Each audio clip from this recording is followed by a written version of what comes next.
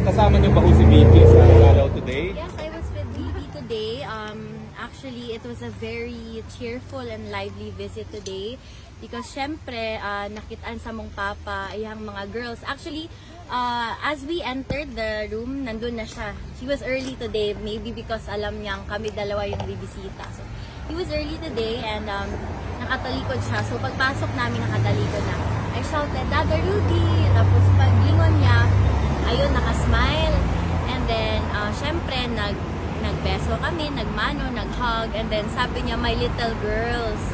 So, yun yung tawag niya sa amin ng sister ko, si VP Sara.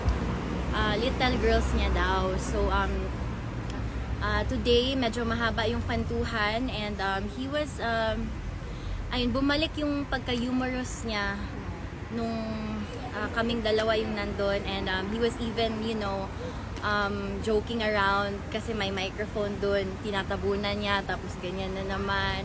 Then kinakausap niya yung whoever's monitoring it. So yeah, it was a very parang cheerful visit today. He was instructing my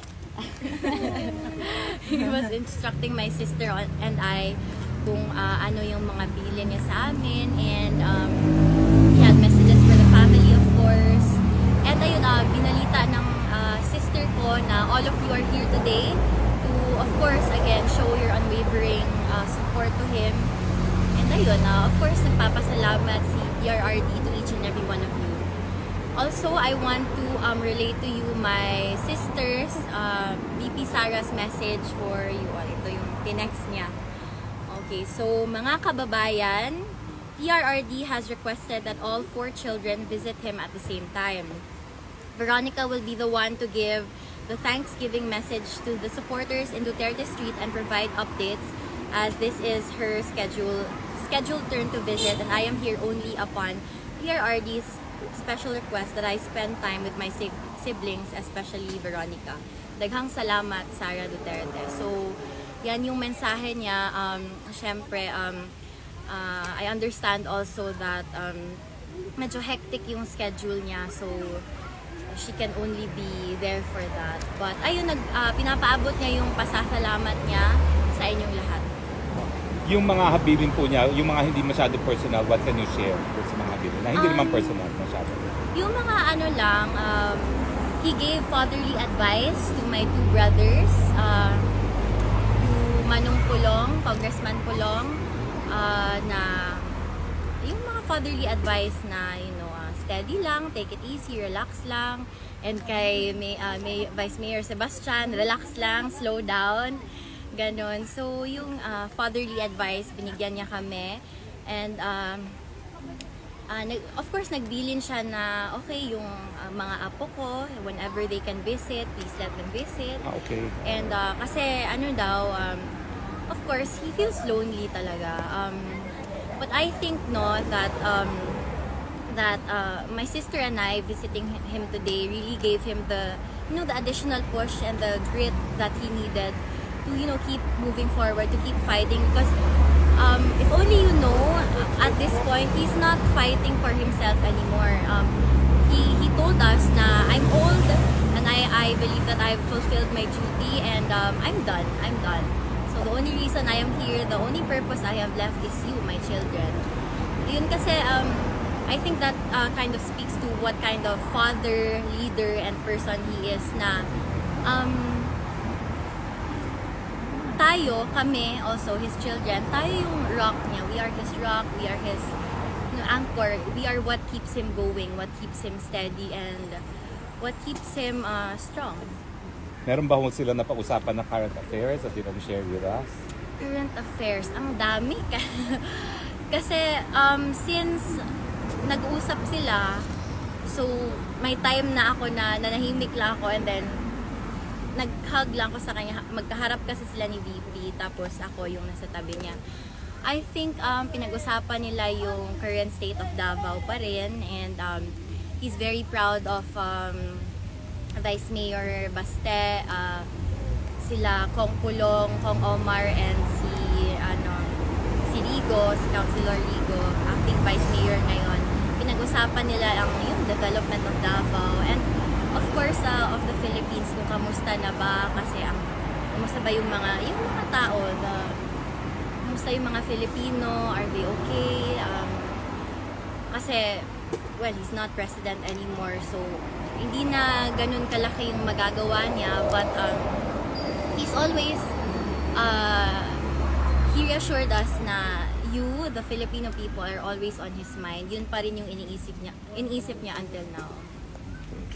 Did former President Duterte mention or discuss with you his message of not being present for the Cadayawan Festival in Davao?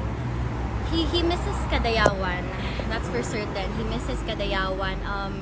Talagang naalala niya yung different festivals and different showcases of culture in Davao.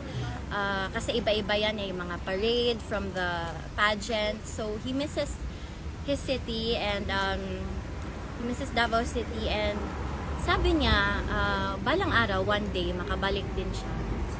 Yun lang yung gusto niya. Yung 4 kayo makakabisita, when will it happen? We are waiting on the schedule of Pangpulong and Vice Mayor Baste as of now. So actually medyo everything was kind of rushed. So we are still arranging it, but I think it's either by the end of the month or next month. Sasabay kaming 4 kasi yun yung special request ni PRRD. Si VP, will she be here for the confirmation of charges 23, 24, 25, That I do 26? not know, but she is, I think she is planning out her schedule because, well, we cannot say for sure pa kasi hindi naman basta-basta pwedeng umalis kasi VP siya. So. Kit, as Veronica Kitty Duterte, what's your message to the entire Filipino community supporting your father unwaveringly up until now approaching 6 months? So, I just want to let you all know that I've seen what how high spirits have helped my father, because that is how we bring him to his senses, like by uplifting him, encouraging him, and just constantly being there. So I encourage everyone, keep showing up, keep up the faith, and of course we still have to move forward with our lives, but wag sana natin siyang kalimutan. Last question, Kit. And maraming salamat talaga sa inyo. It's our honor. Last question, how about the health of the former president? Can you share with us? Yes, I asked around, of course, sa detention unit, and they said he's eating well. Actually, my father kasi he's naturally skinny because of genetics. His mother is my nanay suling is skinny also. Kaya kahit anong kain niya, payat pa rin, and it also comes with the old age, of course. So he's eating. Siguro not ideal yung eating time niya and the amount of food that he eats, but he's eating from time to time daw kasi he has 24-hour surveillance, so nakikita siyang pabunot-bunot ng mga sa kusina. So ganyan siya gusto niya yung maya-maya, and then gusto niya yung later in the afternoon na kumain, but sometimes they do have to push him to eat para naman mainom niya yung medication niya. Thank you, Kit. Okay. So, yes. Ma'am Kitty, hi. Yes, I flew go. from London to be here this morning. It's And nice this to is see my you today, 13th time to come to The Hague. Yes. And I've supported your father since the time of the Duterte administration. And I'm just wondering how you cope. I get relentlessly bashed, so many comments on Facebook and social media, and some people can be really harsh and nasty. And I'm just wondering if, as a family, if you moderate those comments, you look at those comments, because I know you look tired, you look maybe sick, if you don't mind me saying, because of your schedule and everything else. How are you coping? So I grew up in the public eye, so I've been exposed to the public ever since, and over the years growing up, I've received a lot of countless scrutiny, criticism, all of that, unsolicited opinions. But I think, again, I'd like to reiterate that it comes from the upbringing from my parents. Yes, I am very gentle towards the people that I love, but I'm also very tough, and I'm not sensitive at all. So I'm not sensitive at all. So ayun, to be honest with if there's anything that bothers me, it's my father's situation. I've never really felt bothered, even as a teen before, with regards to, you know, the public scrutiny that I would receive. So I'm doing fine with that, and ayun, as cliche as it sounds, I am really unbothered to the scrutiny and Proud of criticism. you. Like, kumbaga sa atin pa, malayo sa bituka. I mean, hindi naman yun nakakamatay. What's the worst thing that scrutiny can do? So, Thank you, Kel. yeah, thanks so much.